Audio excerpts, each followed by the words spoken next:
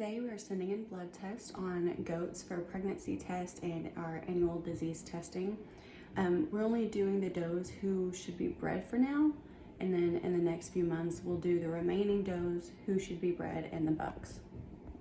Here is the guide from UBRL. I'll be going through the forms and shipping step by step, but you can pause and screenshot. These tests are all run using serum, so you need a red top tube. This is a 3 milliliter.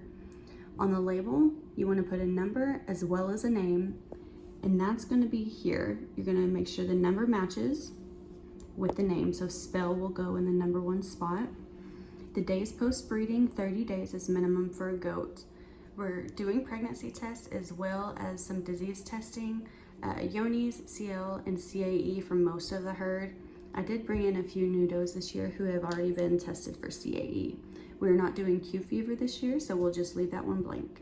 After we have everything filled out, we're gonna make sure this is all filled out with our contact information, date drawn, date sent, number of specimens, I only have 7, and how we want to receive the reports by. I always do by email.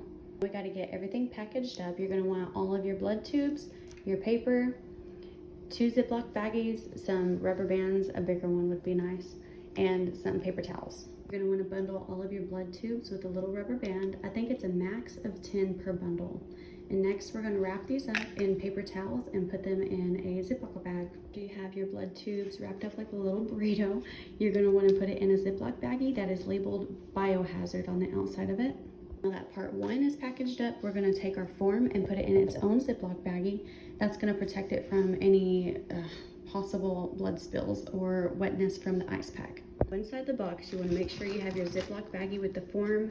If you're sending a check or money order, make sure that's in there as well. You have your blood tubes, and you're going to want to add an ice pack.